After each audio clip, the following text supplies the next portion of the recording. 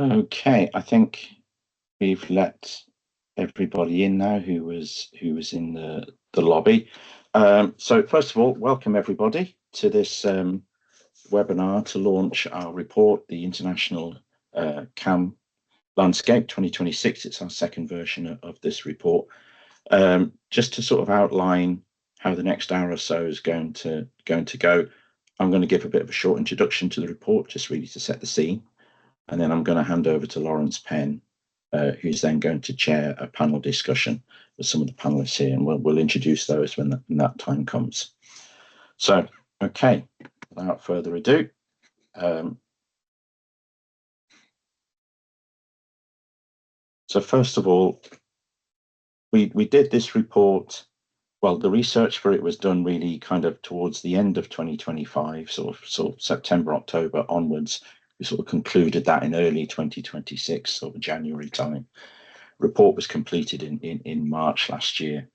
This is the second version of an international CAM landscape report we've done. We did a first one back in 2022, and you'll see on the screen at the moment at the top, these were the original countries that were in the scope of version one of this report. In this version two now, we've gone back and updated the information we have on each of these countries. And then we added three further countries that you can see at the bottom there, which Lawrence and the team from Steer helped us with greatly with the research on those countries for this edition. Okay. In terms of the objectives for the report, as always with our work, we're always looking for insights into specific areas of interest to both government and industry, particularly for UK industry. We are looking always for guidance for areas of opportunity and synergy that you might be able to find in the work that you can make connections with. I think it's always interesting in a period at the moment that we're in where there's a great deal of change. Anyone who's subscribes to kind of CAM news on LinkedIn in particular, you will see that we're in a period of quite significant change at the moment. So it's always interesting to know where the readiness is across those markets. And then for industry in particular, where those opportunities might lie for partnership or investment.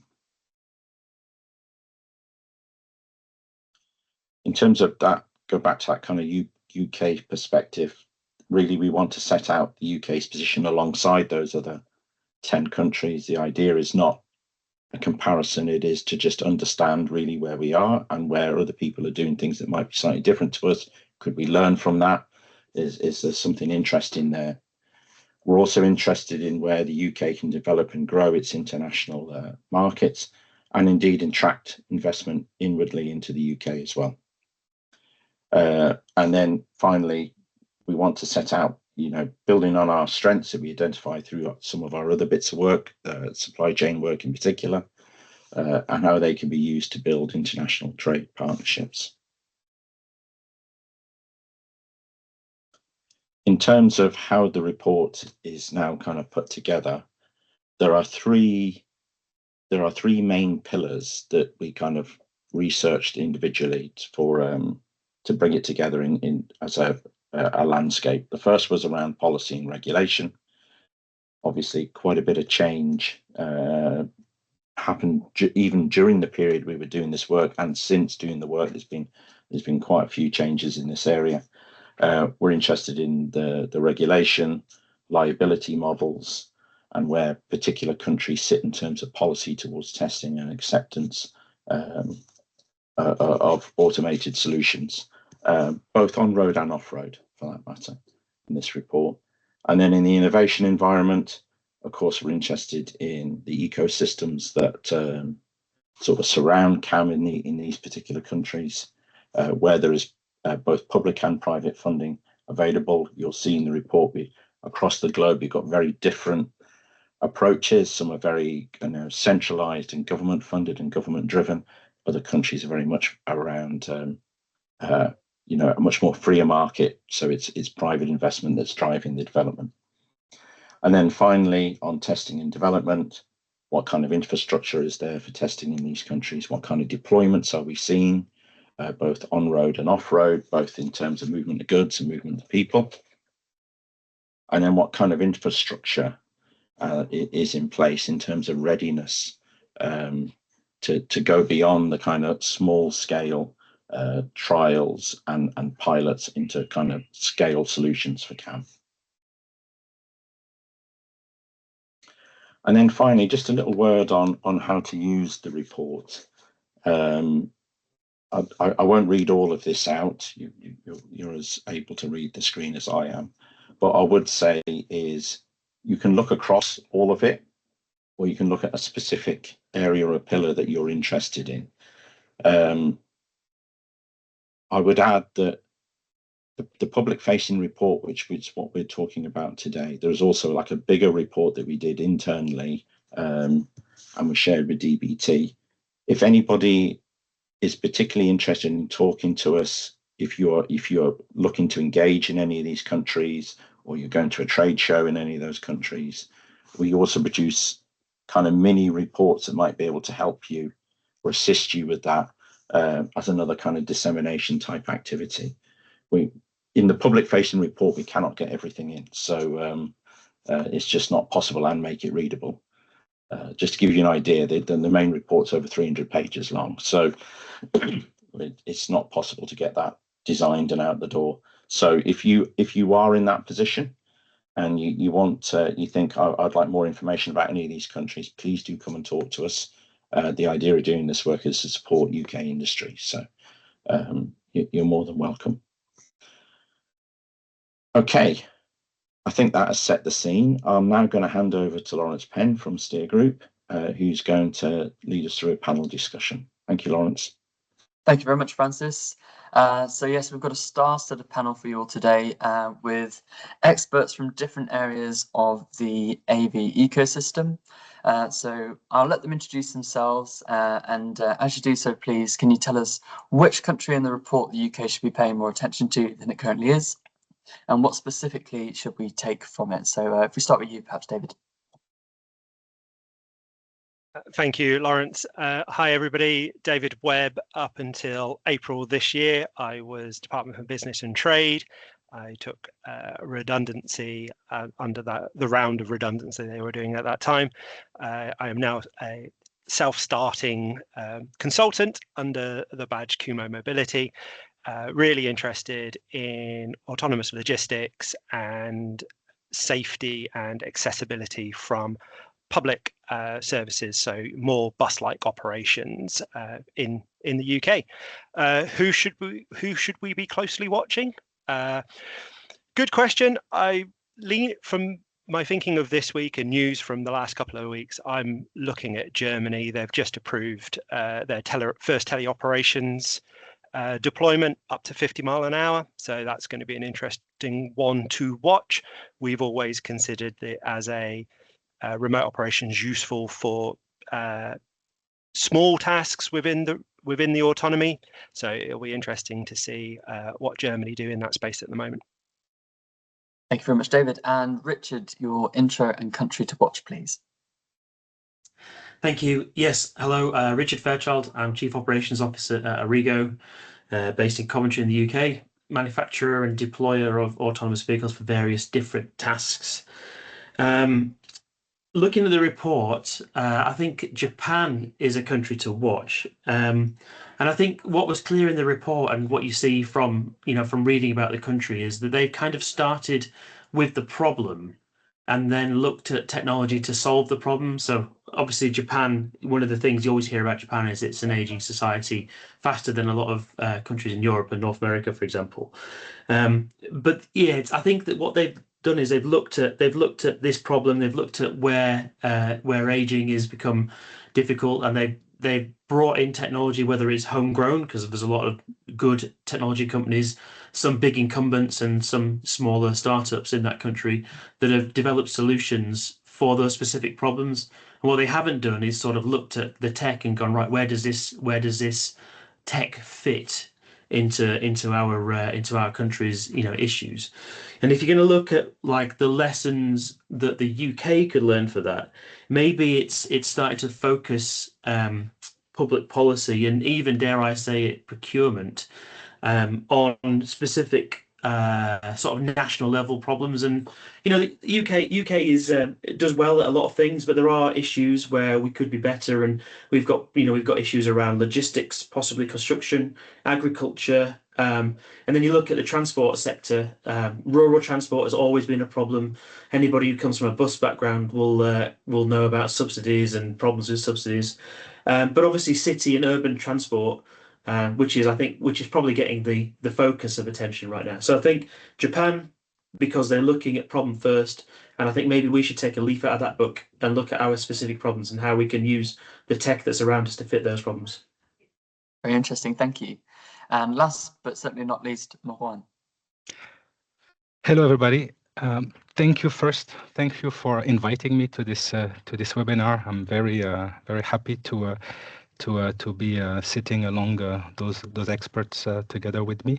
I'm a director for connected and automated vehicle projects at Vinci Autoroute, Vinci Highway, and in that role, I lead projects aiming to deploy autonomous mobility on motorways. And as it comes to the countries that I would suggest, I will skip the obvious choices with China and US, which are already under a lot of scrutiny, and I would pick the UAE, United Arab Emirates, that I believe deserve close attention because they show us how quickly a newcomer can become a serious player in this matter, because they align quite well their policy, their infrastructure, and their deployment ambitions. And I also like the way you described it in the report, with this dual approach between Dubai and Abu Dhabi, one focusing on the strong deployment model, while the other one tries to build a structure operating ecosystem. And I think those are the two approaches, the two ways that one needs to follow in terms of scaling autonomous mobility. Brilliant, thank you very much. So our experts are at your disposal to answer all of your questions. So do get thinking of them and putting them in the chat Q&A. But to start us off, perhaps that point's a good one to begin with. I want to put this to David. So as we mentioned, the report shows three very different models. As we know, the UK has got its authorization regime under the AV Act, whereas some of those other entrants, such as UAE and Saudi Arabia, are arguably moving much more quickly in some areas due to sort of using permits and sandboxes, so essentially permission-based, and then bringing in that mature capability. Then obviously in the US, they've got no sort of federal framework at all. So what do you make of the UK's approach? Have we got the right approach for sort of long-term success, or are we risking getting left behind? Thank you, Lawrence. It's a really interesting question and challenge. Obviously, UK government has done a lot over the last 10 years around both aspects of it, ensuring that the regulation is there and we're focusing safety first and bringing self-driving vehicles to the UK roads when they're ready and when they can evidence that they are safe on those roads. And we'll all be watching that over the next few months as the APS, the Automated Passenger Services Scheme, starts approving or disproving some of those applications, but also the work on the R&D investment side from DBT, now DBIST, and the current continuation of that, which will hopefully restart after the summer, focusing on building British capability and how we do the work. And as Richard said earlier, each country, like Japan's seen the problem, they're trying to solve the problem. And I think the R&D funding has very much been focused on that as well. What's the problem for the UK? How do we solve that problem? And I think some of this comes down to what your homegrown opportunities are, both for business. Do you have the capability? Do you have companies who can either grow into this space, pivot into this space, who spin out of universities in this space? Can you support them and can you grow through that space? Regulation kind of gives them that target of this is what you're aiming for and you can do that here in this country. If you're another country that doesn't have that automotive history that the UK has, then maybe importing the technology does make sense. I think the UNECE reg that's just been published for self-driving vehicles is going to be a bit of a leveler for the European countries, but we're still going to all interpret it slightly differently and focus on different aspects. How other countries look to that and apply it. Japan is in that group. US, Kingdom of Saudi Arabia, UAE, etc. They're going to have a different look at that. So I think AV Act has put us on a good bar. It set us quite a good challenge of what we will accept, and we're not just taking the risk. That means that the US and the Chinese may seem to be in advance of us at the moment because the companies are taking the risk. They're putting that out there and they're showing that they can, in most cases, drive. Whereas here in the UK, we're saying actually you've got to prove yourself first, because the way the UK is set up, government has to take on some of that risk. So at the moment, I feel like the US might appear to be still on that acceleration curve, going faster than we are. But I feel like it's a motor race where they're going to have to brake earlier for the corner, and we'll catch up and be able to go back through that corner with the reg, with the confidence in the companies that we're deploying, with the confidence in the ADS that they're deploying, that we can probably come out that corner slightly quicker. So I think the next couple of years are where we're going to really see that balance start to strike. And I don't think the focus on getting the AV Act right, getting the AV Act out there with all of its sub-regulations has slowed us down. I think it's just changed the order in which we're doing something. Makes sense. So sort of slow and cautious approach will pay off eventually. I thought your point around having a sort of reason or societal use case in mind for autonomy was quite interesting. Can I push you to posit on what the UK should be, or if you think there's one emerging already? I think if you're looking at this from a kind of global business standpoint, it is robotaxi. That is the attractive market that is going to attract the public's interest, be that a positive interest or a negative interest. And we have seen both of those in the US, and we're starting to see both of those in London already. But I think the true impact for the UK is going to come in shared passenger services, buses. There is a societal need there, and it's already been touched on by other people today about the cost of that and how we need to make that more efficient and better so more people can use it. But also in the commercial logistics space, both private land, airports, ports, and on our open roads, motorways and highways. And some of the latest information published on that shows that the total market value of that is actually higher than the robotaxi total value market. So there is a larger opportunity in commercial heavy goods vehicles, both, as I say, private land and public road. And obviously they're facing job shortages, and they're going to get worse. So again, we're doing something there that if we can get into that space and move that forward, we're in a good opportunity for the future. And again, UK is a relatively unique problem space. Our distances are shorter, so the interaction with other vehicles and junctions and stuff is higher. So there's a little bit more of a learning task there than if you were driving across Texas, for example, or Australia. Thank you. So Richard, robotaxis are all very exciting, aren't they? But I'm sure you'll think that there's plenty of interesting things going on in the off-highway use cases as well. Where do you see some of those opportunities, and what do you think it needs to scale? Is the constraint on the technology side? You mentioned procurement. Is it standards or something else? Yeah, so on the off-highway, the opportunities really are where you've got a constrained environment that has repetitive vehicle movements. It's got some kind of pull factor, so it might be labor issues, it might be efficiency, it might be safety, but also that you can realize a return on investment. So you need to have the utilization.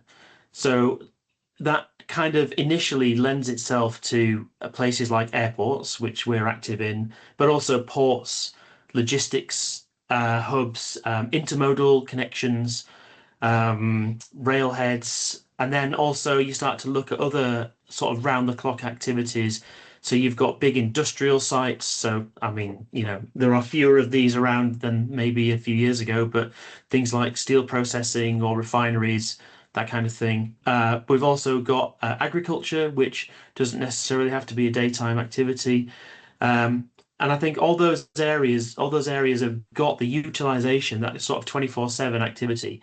And quite often they've got issues with labour. I mean, I know a lot about the airport and aviation sector, and we see that that the issues of getting qualified people to do baggage handling activities, which is not necessarily the most glamorous of job, but it also relies on a quite a long onboarding time and training experience.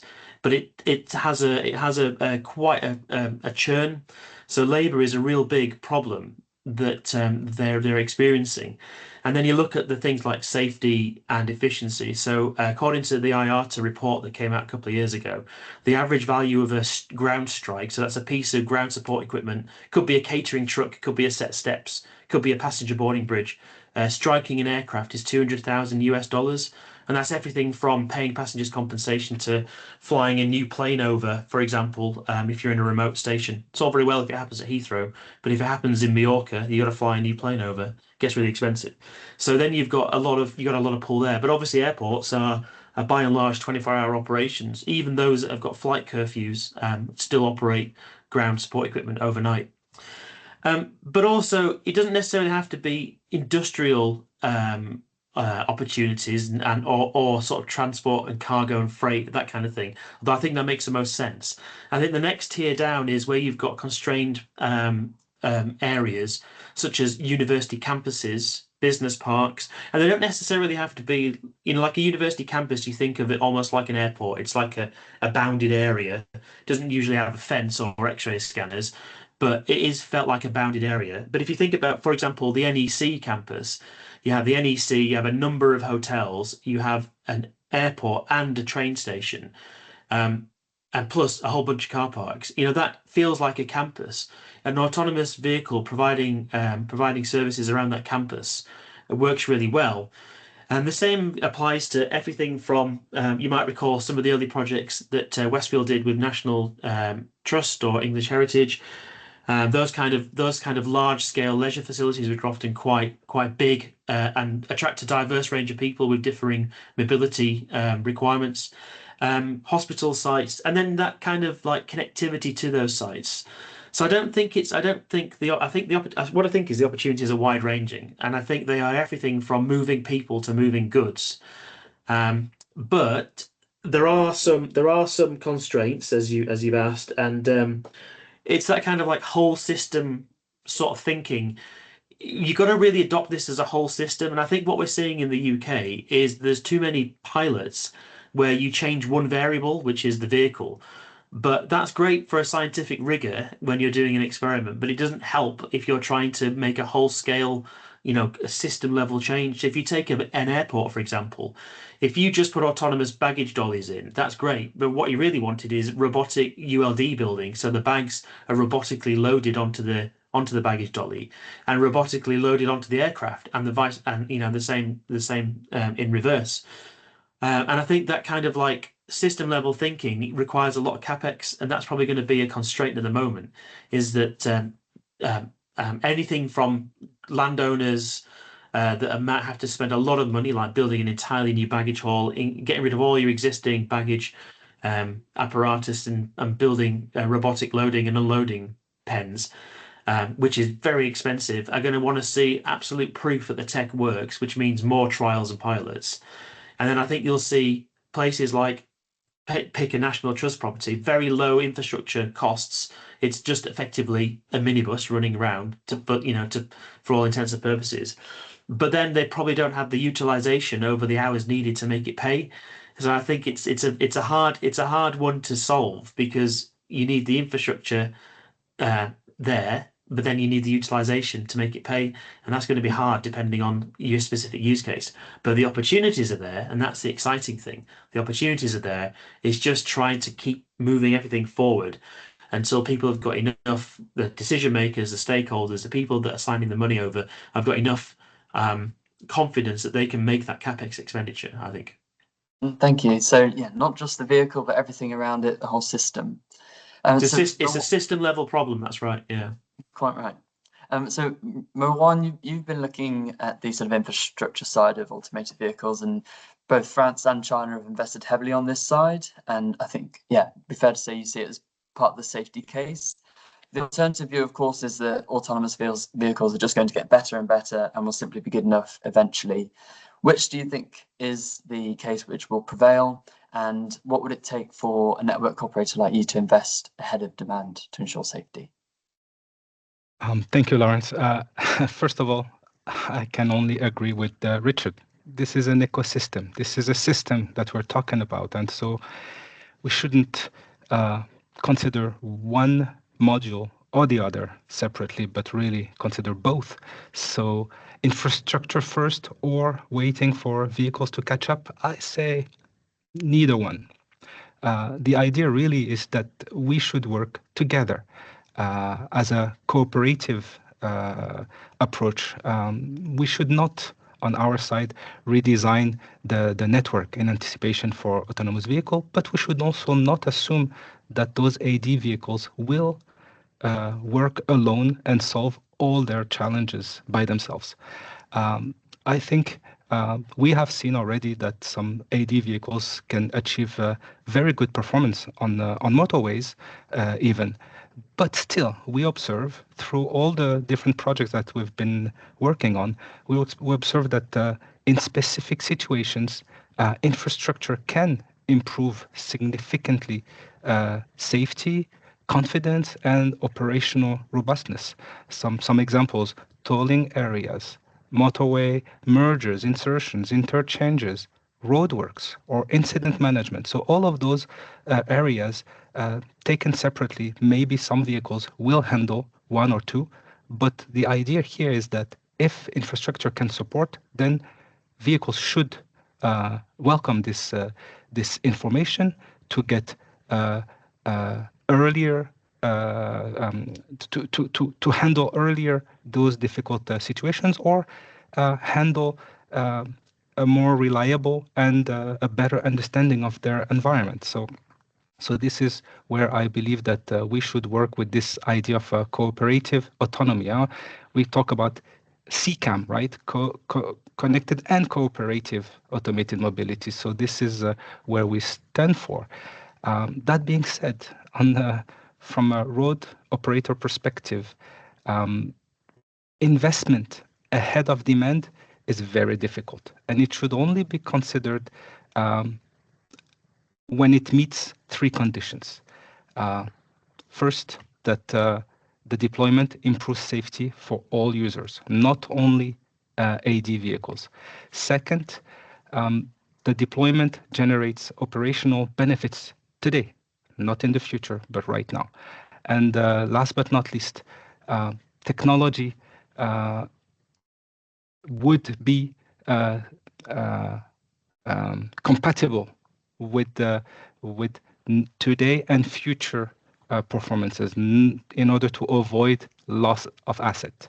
So those three conditions are very hard to meet, but I think today long-range connectivity and digital traffic information are our quick wins, our first priorities that we could deploy so that they can benefit to everybody immediately.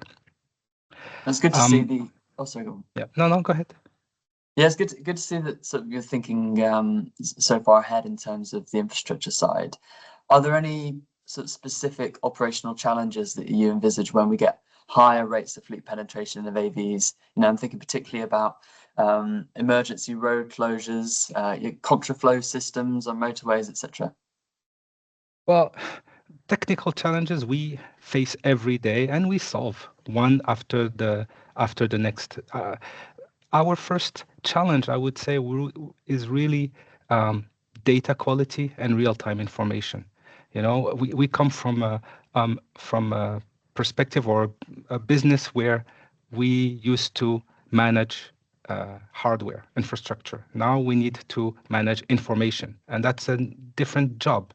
And we need to manage information not only for persons, but also now for systems. So this is the challenge, the first challenge that we're facing. The second one would be, and it's very important, would be to ensure safe interactions between AD and conventional road users. We know that this transition will be long. It may last decades, and we need to handle both end users. And finally, the third challenge that we see is service operation.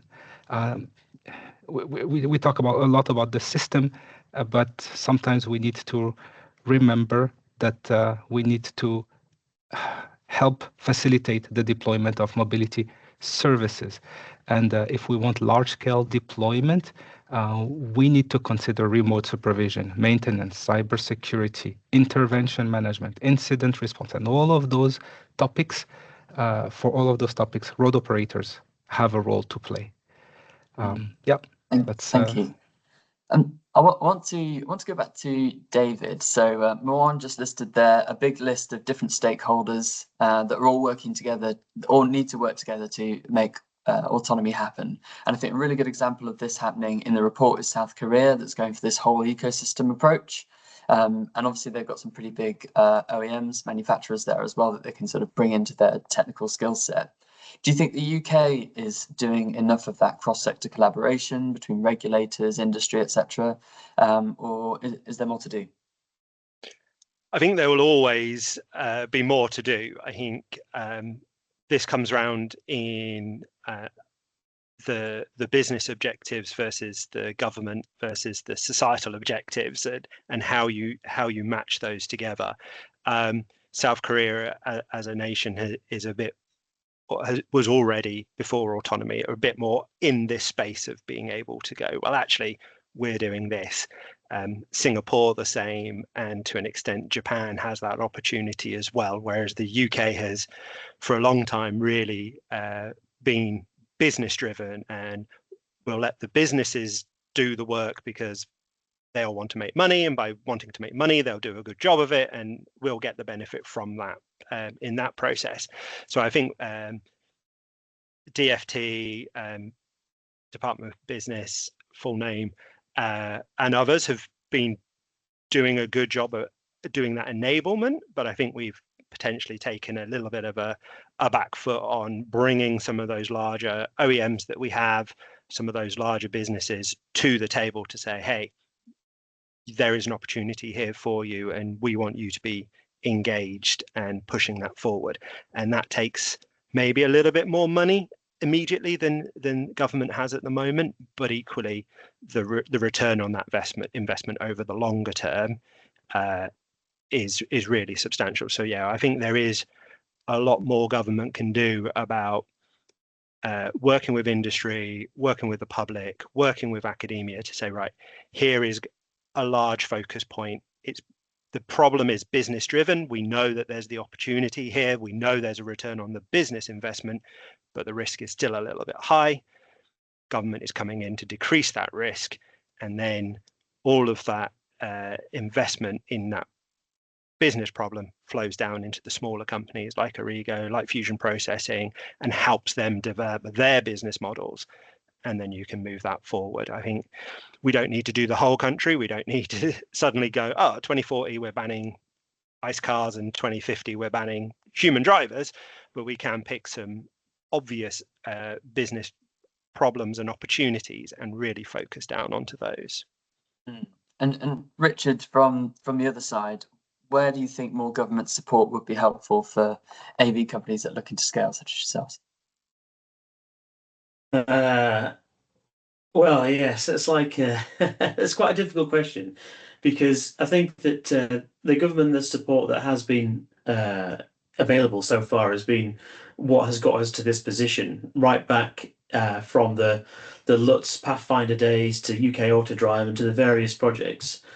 You know, we developed our Mark 1 shuttle, Mark 2 shuttle, cargo vehicle, all through these government-assisted projects, and also it put us in touch with various organisations that we would never have got to open doors with. And I'm thinking about all of the public sector organisations that we've worked with, government, local authorities, councils, organisations like Transport for West Midlands, for example, that I just don't think we would have been able to open those doors. But also big corporates like UPS, for example. But we've also done a lot of that work on our own. So we've forged relationships with organisations like International Airlines Group, for example, just organically, and developed technology using our own nous effectively without government support. But that government support has been good, and I think what it has been is very broad. And I think what we're seeing now is a targeted approach, which I think is good. But then I look to the other countries that we're operating in. So we have a big operation in Singapore, which is based at Changi Airport, and that's purely because the government of Singapore released a whole bunch of funding, but critically, it was all joined up, and that might be because of the way that the way that the government of Singapore works. They own the airport, they own the airline, and they own the ground handler SATs.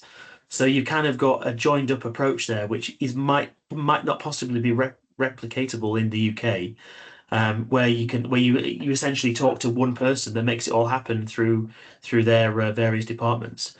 So that kind of like joined up approach we have done by reaching out to organisations like UPS and saying, "Hey guys, do you want to come in on a project?" So is there an approach that bridges the gap between us as a small, bantamweight SME trying to knock on the door of a huge, especially if it's an American or other foreign-owned company like UPS? How do we do that? How do we replicate that Singapore approach, which was easier because they were all effectively through the same top person eventually if you go high enough.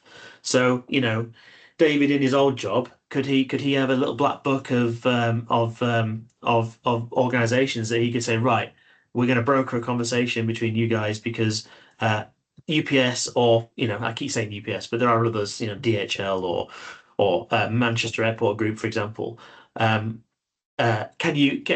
get a conversation going, because they're going to listen to the government because it's the government, and the government, by suggesting this company's worth talking to, gives us a little bit of credence.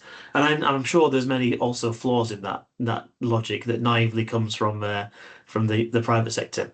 But I also look at the recent Connected Places Catapult Freight Innovation Framework scheme that's gone on, which we have applied to, and that's a very different scheme to what I've ever done with like a CCAV or now Zenzik's kind of grant application, where you are matched with an organization that might want to look at your technology. So in this case, it was mainly ports, but also intermodal rail areas. And then the first wave of the competition, if you were successful, was a grant to put together a really good project. Whereas in a typical, Innovate UK administered CCAV type project, you were sort of asked to put the whole project together and then bid on that, which is quite difficult to do if you're not entirely sure exactly what the outcome might be, what the framework is. So I feel like this freight innovation framework thing that CPC have put together is really good, because first of all, it matches you with the people. So I get to talk to all these different ports around the UK, which is fantastic, because these are all people that I might not be able to get in touch with normally. And then if you're successful, which is still a competition, but if you're successful, you get a small grant to actually go and then put it together, which means that your partner in the project, potential partner in the main project, also gets this ability and some money to do it. And that really takes the sting out of it for people that have got rather a lot to do than just talking to SMEs about potential future facing things. So that's been a really good approach, and obviously we're following through the process, and we'll see what the outcome is. But I'm quite excited about the opportunities that opens up, and also even if we weren't successful, I've still now got all these people's email addresses and phone numbers in my own little black book that I can go maybe to the Port of Portsmouth or the Port of Tyne or Teesport and say, I've got this idea, would you be interested in, and that was been really helpful. So targeted, I think, is probably the word. That's really interesting, and it's certainly something that came up across the report as well. It's the human and network connections that matter just as much as some of the investment often. We've got a couple of questions that are coming to the chat, so I want to jump across to those. So the first is from Sam in Saudi Arabia. Hello, Sam. I hope you're well. So he's saying that they've had driverless Ubers with WeRide. However, the driving behavior in KSA is challenging. So question is, how can level 5 AVs be expected to compete in this environment? Perhaps AV behavior could cause a risk by abrupt braking, etc., when competing with other road users. What's the fix here? Infrastructure, tech, or policy, or something else? Perhaps, Marwan, you can start us on the infrastructure side. Yes, sure. Thank you. On that topic, I was wondering the exact same question 15 years ago when I was traveling to China, and the Chinese way of driving was also very chaotic in Beijing or in Shanghai, and I was wondering the exact same question: how is it possible to consider AD vehicles sharing the same roads as other human driving vehicles?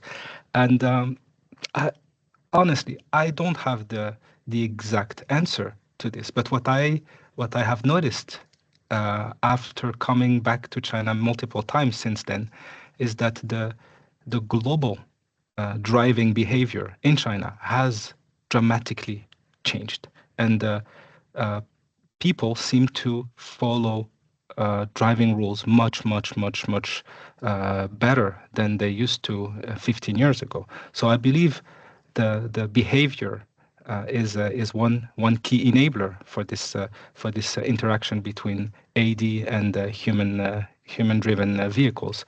From an infrastructure perspective, what we can do is always to provide more information and help facilitate the deployment, but we will not change the way people behave.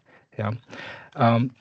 So maybe this is a way to answer this question from my side. Can you see longer term sort of dedicated AV lanes, those sorts of things to enable platooning? And yeah, could you expand on that? Well, yes. We don't believe that specific road adaptations should be made for AD vehicles. This goes against the principles that we had, which is we should facilitate and improve safety for all road users and not one specific type of vehicles. So no. However, at the same time, without closing the sentence, I will add that dedicated lanes for shared mobility for public transport. Yes, we believe this is very important. Again, what I try to say, my message is really that we should focus on mobility needs rather than technology. And so what we are trying to do, what we believe we should all be focusing on is focusing on shared mobility, trying to replace single occupancy vehicle trips rather than trying to replace a human driver. That's a great point. And yeah, easy to forget with all the excitement around the technology, those sort of larger overarching missions. We've got another question from James in the Q&A.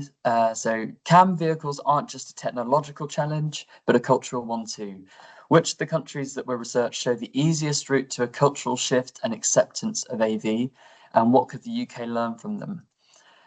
David, do you have any thought with your sort of view of the ecosystem of those countries that are perhaps culturally predisposed to accept them? That's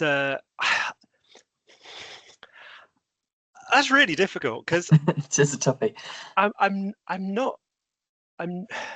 I guess there is a let me get this right.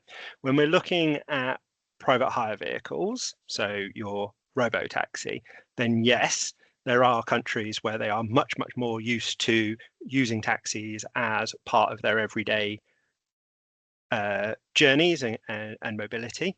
And then there are countries where there is a bit more of a provision of bus, train services over short, long, and medium distances. So I don't think there's like I don't think it's a people predisposition to, oh yeah, we'll jump in a robo-taxi straight away. I think that has been learned over a period of time. And when you go from an Uber to a robo-taxi, there should not be a significant difference between that experience. You should trust your Uber driver, hopefully, if they've gone through all the right processes, and you should trust your robo-taxi as long as they've gone through all the right processes. But there is a difference between those places where having a driver as part of your normal everyday life and active transport, buses and trains as part of your everyday life, that shift is going to be really different. And it is different in the UK. Like if you come to central London, not many people have their own cars, not many people rely on cars, and when they do jump in a taxi, it tends to be for a limited number of reasons. Whereas if you went further north to where Richard lives, then reliance on your own car and potentially taxis is higher because the public transport's not there. So I think if we're looking to a future where we're trying to increase people's access to society, jobs, education, life, friends, and investment in how they do that across the remit, active travel, shared travel, some taxis, some private car, is better than just saying, oh, it's all right, self-driving vehicles will solve all this problem for us. As we need to play into the best, most efficient and safest ways to move thousands of people every day. Certainly in the big cities like London and Paris and Tokyo, where driving in Tokyo is not the norm. Buses and trains is the norm because they've set that standard already. So yeah, I don't think I would say like there's any country that is already predisposed, whatever that word is, to robo-taxi or self-driving. I think there is that opportunity because different countries have that different relationship with being driven already. Certainly. Go on, Mohan. If I may add a little bit onto the perfect response from David, I completely agree with everything that was said. In France, I can give my French perspective here for a second. Every single project that is being financed by the government, by France 2030 initiative, has to also accompany those experiments with studies about acceptability and acceptance, and both from the end users, but also from the other road users. Yeah. So we have done several studies, and my personal take on this is that acceptability is always high, but acceptance is even higher, which is it's surprising. But people, after they have been in AD vehicles, provided that they perform properly, they don't need a lot to be convinced about safety. But the most important aspect I've noticed for people using those modes of transport or not is if they respond to a mobility need. So if they respond to a mobility need, people will use them, and they will not question very long whether they like them or not, whether they are safe or not, etc. For them, it's a given. They know that if those vehicles were not safe, they would not be allowed by the government. So there is this kind of trust. So this is my my perspective on this. Thank you very much. We've had another question from the chat. There's a few questions within it, all looking at teleoperation. So Richard, perhaps you'd be well placed to discuss this. So teleoperation versus automation in different use cases. Does it play a role in the types of environments that you look at, and do you see it as a competitor or complement? Well, so we don't do teleoperation. That's probably the caveat for the answer to this question. We see teleoperation as a potential avenue or a vector for cybersecurity incidents, because essentially, if you can teleoperate your vehicle, then maybe somebody else can too. And so the easiest way to stop people from being able to remotely control these vehicles is to not allow anybody to remotely control the vehicles. And then that problem goes away. Of course, then the follow-up question is inevitably going to be, well, how do you recover from incidents where the vehicle is unable to continue and needs some kind of remote operation? And I think that's where an airport, for example, or a port operation is quite a good place to be, because the operational design domain is small. It's not city-wide. You're not having to plow through city traffic to go and fetch that vehicle. Performing a minimum risk maneuver, pulling to the side of an access road, and then having somebody come out and deal with an issue is not a burdensome activity compared to what it might be on a city street, especially if you considered, a vehicle having an issue on a dual carriageway with no hard shoulder or refuge area. So I think that it really is, again, it's constrained by the operational domain. It's constrained by the environment that it's in, the physical geography of it, the space and the access. The airside traffic, as an example, does have its peaks and troughs like any other sort of network, but it's never at a point where you struggle to get through, whereas sometimes city streets can get to a point where you can struggle to get through. And of course, if you introduce a blockage in that system, you can effectively make it worse. So I think our approach works for where we are. I don't know if it works, for example, on a city street. Does it make it safer? I don't know. I don't know the answer to that. But I know that we've got deployments of remote teleops type work up in the northeast at 5G Cal, I think the project is called, where they've been experimenting with that, and I think it's been very successful. And I'm sure if you asked somebody from that project, they would probably tell you a different answer to us, where it works. It absolutely works for them because of their specific operational domain. So it is like everything. It's probably ODD specific, and it's also specific to the type of environment you're in, whether it's a constrained campus like an airport or a port, or the 5G Cal's based on a logistics site, which is, it's not normally accessible to the public. But on the public streets, that's a different question, and I think, and I don't really have an answer to that because we're not really operating there. No, thank you. That's really insightful. We've got another question from James Hutt from the Institute for Driverless Transport. Doing some great work there. Keep it up. As we start to get more data from different operating contexts, what are the locations where AVs are producing the most value? Is it possible to measure value distinct from adoption? And can we start defining the factors that determine the areas which benefit most from robotaxi introduction as distinct from existing PHV options? I'll put this one to David. Again, a really difficult question. And so when DFT puts out its call for evidence and consultations, there is a question always in there that is asking about those kind of benefits and costs and what are those. So everybody in business and the public alike can kind of give their feeling of that.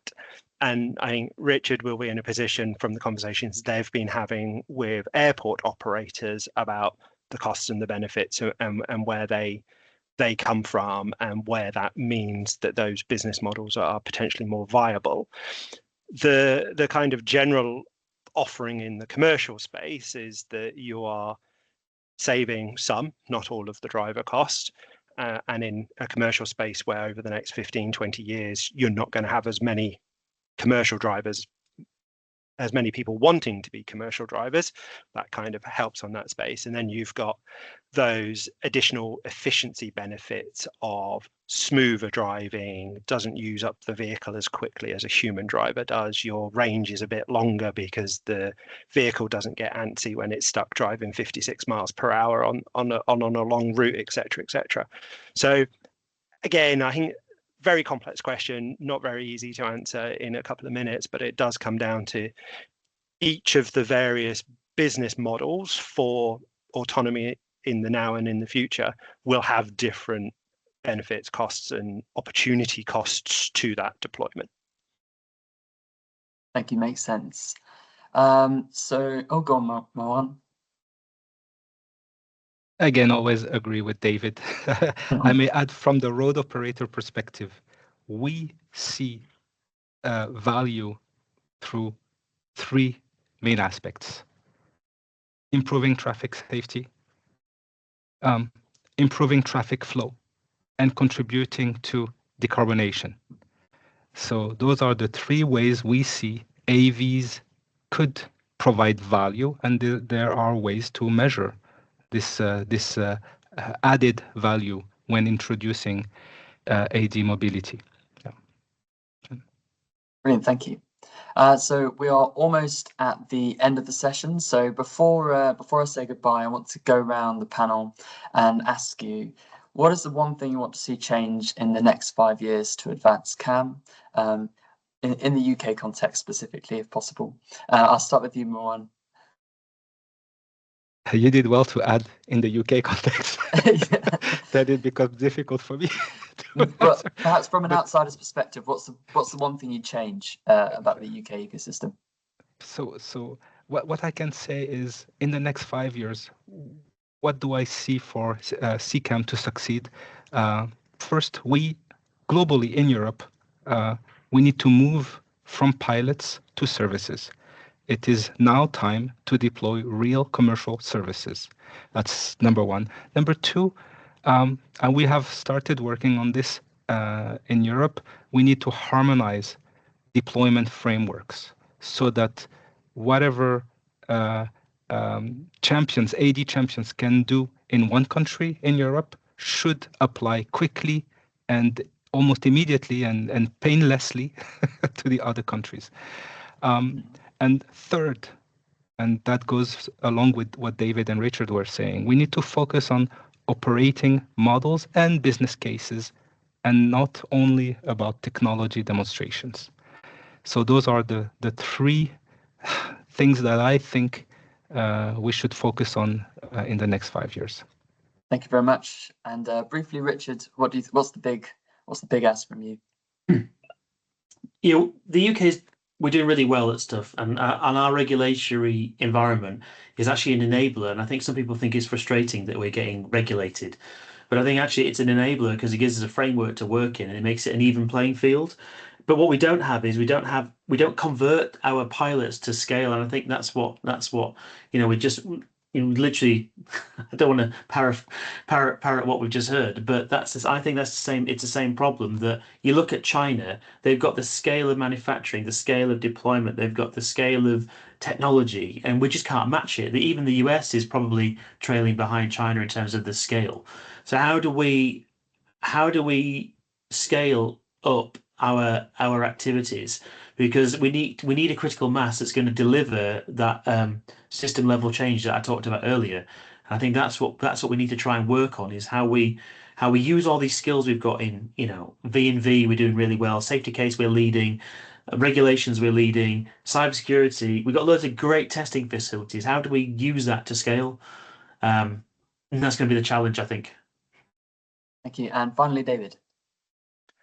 I think I agree with both my esteemed panelists, and my answer to that is it has to be money. There is a lot going on in the US because there is a lot of money being spent. There is a lot going on in China because China are spending a lot of money on this, and we need to find, in my opinion, we need to find that business model where a commercial entity can go, yep, if I invest this much now, I will see a return on that investment in a reasonable period, 3 to 5 years. I'm going to take that leap. And that large investment in fully automating something there will reduce the cost of the technology everywhere else and really help push us forward. So I think if DBT or DFT were on this call, I would be saying to them, find that large business that sees an opportunity here, but is still a little bit risk averse, help them manage that risk, and then push forward. And that will really help us break into that opportunity to scale. As Richard says, we need to start scaling. Brilliant, thank you. So that brings our panel discussion to a close. So before I hand you back to Francis to finish, all that remains is to thank our brilliant panel. So David Webb from Kumo Mobility, Dr. Richard Fairchild from Origo, and Mohan Laufi from Vinci Auto Routes. And I've been your host, Lawrence Penn from Steer. Thank you very much for joining us. I'll hand you back to Francis. Yeah, thank you, Lawrence, and thank you again to all of our panelists. I found that extremely good, very, very enlightening. A lot of very good insight there. Some of the questions that are there in the sidebar, for those that have asked it, I will also try and come back to you and reply to some of these on email, because they're quite difficult and nuanced responses that panelists can't get over in a couple of minutes. So we'll take the time to answer some of those, and just to thank you all as well for coming today and listening. I hope you got some value from it, and yeah, hope to see you all soon at the next time we organize one of these. Thank you very much. Thank you. Thank you, Bye now. everybody. Thank you. Bye-bye. Bye. Bye bye.